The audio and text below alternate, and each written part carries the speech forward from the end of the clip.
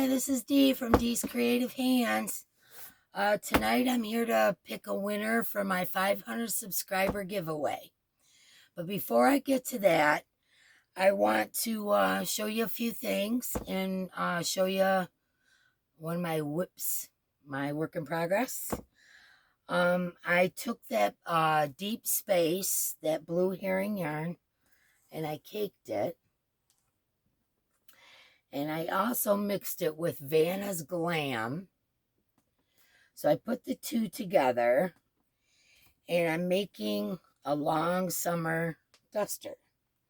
In here, let me show you.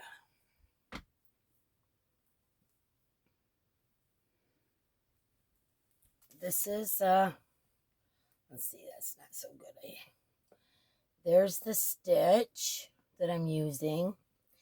And how I'm putting this together is I'm making it this long.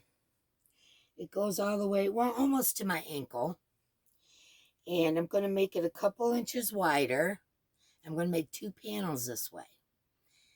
Then I'm going to, well, no, I take that back. I've decided to do it another way. I'm going to split the front. So there's 2 panels like this. And the back is going to be a solid piece. I think I'm going to keep it a vest. I know that I'm going to put some real fancy stitching around the edges. But this is what I've come up with so far. And I love it. It's very sparkly. Like I said, it goes almost to my ankles. I'm 5 foot tall, so it's almost 5 foot long. So, oh boy, maybe it's too long. No, but once it's hanging over my shoulder, that shortens it up. But that's what I've decided to do. And I kind of wanted to show you guys what I was up to with that. This is what I worked on while Mark was in surgery. So I've also, there's a couple things I wanted to talk to you about. I've also decided to start doing book reviews. Kind of, you know, my take on them anyway. And because I've been ordering a lot of books, and I already have a lot of books. And I thought, what a perfect way to show somebody whether it's worth wasting your money on or not, you know. Is it a good buy? Is there enough in there to make it worth the ridiculous prices they're charging for crochet books? And also I wanted to talk to you about just a couple other things. One is everybody's, you know, people send me questions all the time. And one of the questions I get a lot is when you're making your own pattern, how do you know what to do? You know, how do you start? Well, if you know, these are just kind of some tips that work for me. If you know the general construction of what you're making, say for instance, this duster, okay? I could have done it one of 2 ways. I could have made 2 long panels, connected them in the back, and then did some kind of a trim around it. Or I could do what I'm planning on doing, which is making the back a full piece, splitting it down the middle. I'll put 3 stitches in between the 2 sides. That'll give me, you know, length across the back of my neck so that it doesn't go just straight back. And that'll give me a little bit of give and down. And then I'll, you know, if I end up putting sleeves on it, you know, those will be done probably in the round. Sometimes I do them in the round. Sometimes I do them as a almost triangular pattern where you fold it. And then you've got, you know, room for my fat arms. And then it tapers down to the wrist. So there's 2 ways to do the sleeves. Or you could do little cap sleeves or, you know, short sleeves, whatever. But I'm thinking I'm going to leave this a vest.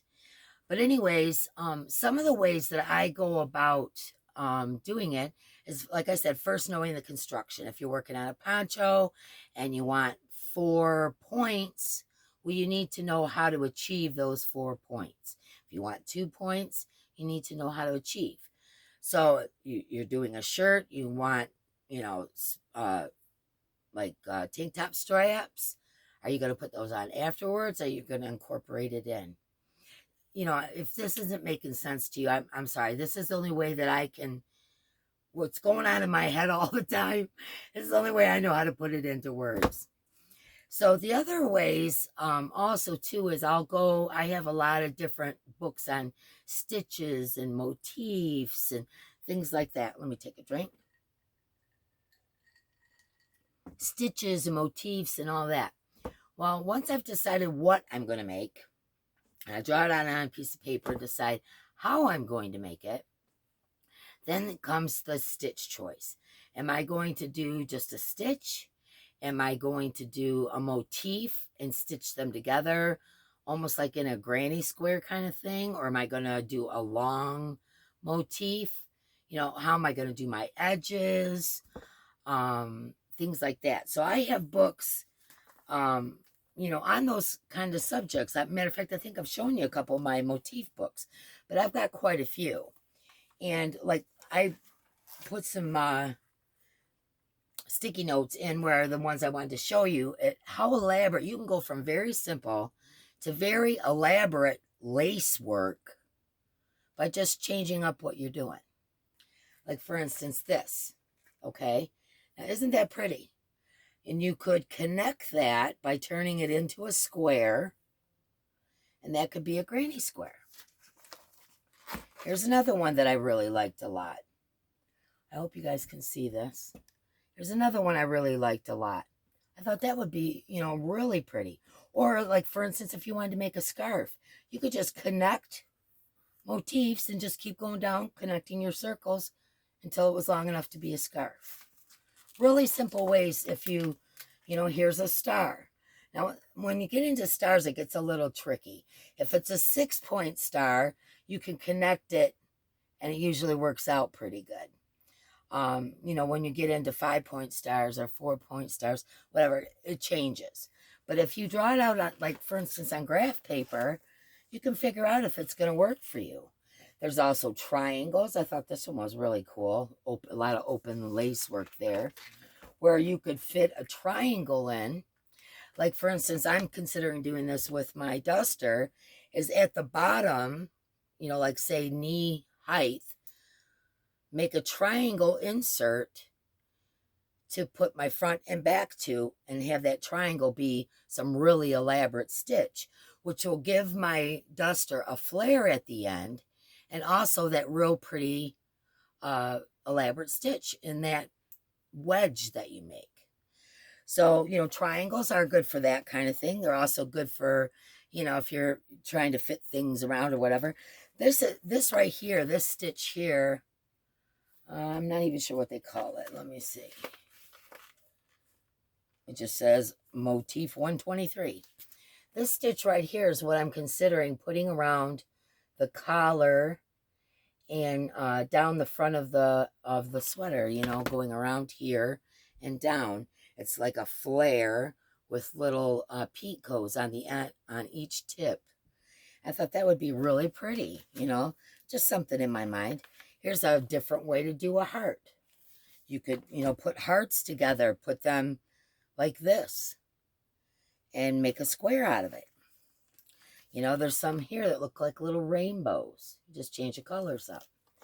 So if you have, you know, motif books, they're really handy for that kind of stuff. For making your own types of granny squares, for putting motifs together to make garments, or putting motifs together to make blankets. So they, you know, they are by far one of the most important things to me when I'm designing something for myself. Here's a book on edging. I'm not sure if I showed you. I've got several, but I'm not sure if I've showed you one of these. But this is by Kristen Amdahl. She's on YouTube. You guys know who I'm talking about. Anyways, this is all different kinds of edgings.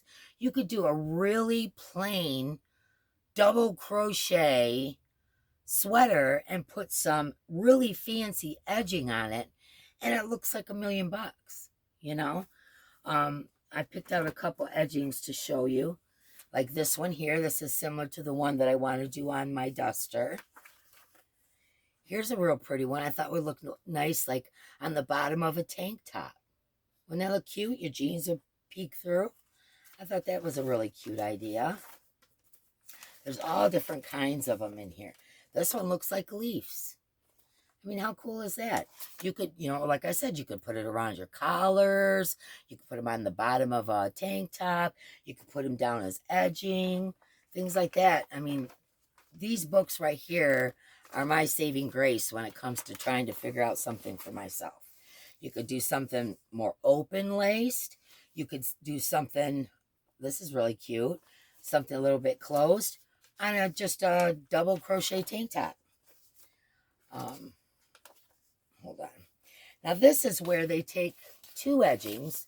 They did the edging in the light green, and then they took the dark green and overlapped it. So that gives it a ruffly effect. I thought that was pretty cool. But see, I comb through these books all the time. This one I really liked. I thought this one would look really cute on the bottom of a tank top or a shawl or the edging of a baby blanket. I mean, it's really pretty. It looks like there's little flowers dripping down. Pretty cool. What's this one? Oh, this one. I thought about, how you make a granny square, like a mandala type granny square, where you start out with a circle, turn it into a square. Wouldn't this be a really cool edging for something that was made with that type of granny square? I mean, you could make these different colors, almost a rainbow effect if you wanted. You could do every other one a different color. I mean, it's endless. You could just take that edging and turn it into something really cool. Hold on, let me show you. There's a lot more intricate ones, but this one right here, wouldn't that look nice on a granny square blanket or a granny square sweater? It is just a small little granny square connected with a couple of stitches, but it gives a real lacy look to, a garment. I thought that was a fabulous idea. Here's another way to go about things. If you notice, this top is real plain, but the stitches that are done on the top give it the effect of flowers. So that's another thing that you can do to dress up something. Those are just a couple ideas. I toss around in my head when I'm looking through books, and I thought I would share them with you, because people have a lot of questions, like, how do you know what to do and all that kind of thing. And, it's, if you just kind of got an idea of what you want something to look like when I talked about this deep space duster, let me get a drink. I talked about how I would like some open airy stitches. So that's why I picked, here, let me get to the end so I can show you. That's why I picked this stitch. It has the little shells here, and then the open weave here, little shells, open weave. Very simple, but looks really elegant. I wanted a scalloped kind of edge, so I kind of looked through all the different shell patterns and all that. And that one is more on the lines of a peacock. I love peacocks. A peacock fan. So that's why I've decided that I think I'm going to do that to my duster. So those are just a couple of tips that I thought I would share with y'all on how I go about deciding what to make and when. And when I get into doing my tutorials, you'll see exactly what I mean, because I'll show you where I got the stitch, or, where I got the edging, or how I incorporated motifs into it, or whatever. I'm getting pretty excited about doing tutorials. I think I've been practicing a little bit with my little camera holder thingy, and I think those are very soon in the future. So be kind of looking out for those. Also, another thing that I've decided to do is, I'm going to do like a tips thing, like I just did. And I'm going to start doing book reviews like I talked about. And I have two sitting here that I wanted to share with you. This one's called Crochet with Bits and Pieces. This is for when, you like my little scrap basket, well, big scrap basket at this point, over there. There's some of the things in here that we'll use those and make a whole item. just by using some of your scraps. And, everybody does, the scrap blankets or, whatever. But like this rainbow purse, I thought was a really cute idea. This right here, I really like these. This would be something to tote around your phone, your ID, stuff like that. And they did a little beadwork on them. That's also something I do, but you could incorporate that. Or here, there's something really cool in this book, a cover for a beanbag. You can buy just the inserts, because beanbags get tired after a while. You can buy just the inserts and make your kids or your grandkids or whoever a beanbag chair. Something made special by you. So I thought that was a pretty neat thing. Here comes the hippie in me. Here's some beaded curtains, and basically it's just a chain stitch where they've added beads or little flowers or whatever and made them different lengths. And that goes across the door like, the old beads from the 70s, which I love. Okay, here's something I found that I thought was really neat, using some of like that fur yarn, like that novelty yarn that I got. And look at that now, isn't that cute? I mean, it's not something I'd put on my bedroom, but, I think teenage girl, whatever. They got the moon and stars motif going on there. Thought that was pretty cute. It's called a lunar landscape window fringe. Here's something that I, would definitely use is a cover for a flower pot. This is a really neat book. I really like this book. There's a lot more in it. I'm just kind of picking out a few things to share with you. How, I don't know if you guys have them, but I got my great-grandma's hankies. And they used to embroider with thread around them. And this book also shows you how to do that. How you could do that on pillowcases, hankies, stuff like that. My grandma used to do that all the time. Here's another good use for some of that novelty yarn. This is a wrap incorporating some of that fur yarn, which, I thought that was kind of cool for like a teenager or something. They probably like that. This book also has a garland for Halloween. And I love Halloween, so I thought that was pretty neat. And here's a little Santa purse. Now, I'm just showing you a couple things in here. There's many, many small projects in this book. And once again, it's called Crochet with Bits and Pieces. Turn small amount of yarns and thread into fun, colorful projects. Edited by Carol Alexander. And as a thing on the bottom here says, House of White Birches. Not really sure. But I thought that was a really cool book. And I like a lot of the things that are in there. And this one, I'm just going to show you the, excuse me, the front. And you'll know exactly why I got this book. There's a peacock doily in this one. I love it, and I'm going to make it. And this is from Annie's Crochet. It's called a Baker's Dozen Easy Crochet Doilies. And there's a lot of really pretty doilies in here, but that peacock, of course, caught my eye. Here's another thing you could do with little bits of yarn. This book is so cute. It's called Bookies, Bookmarks to Crochet. There's a snake, a flamingo, a giraffe. There's just all kinds of really, look at this mouse. Look at the expression on his face. I mean, how cute is that? Here's a better picture. And there's a little sheep. There's a dragon, which I thought was super cool. If you can see his wings and everything. I think the next picture here shows. Here. A dragon. This one is the snake. This one's frog. Look at the tongue. Oh, wait. Look at the tongue on the frog. I love frogs. Just really cute. Here's a lion. A kitty cat with a ball of yarn. I mean, how cute is that? These are all bookmarkers. Here's it looks to me like a dash hound or a beagle. Harry the Hound. It's a hound dog. There's a giraffe. There's another little mouse with a pink nose. Really cute. Here's a little fox. Here's a unicorn. I mean, how cute is that unicorn? Or a horse. You could use the same pattern for a horse. The flamingo, which I thought was pretty cute.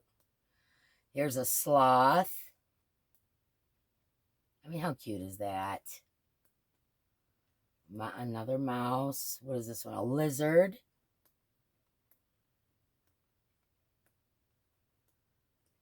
And I guess the rest just showing you how to... Oh, here's some pictures of them.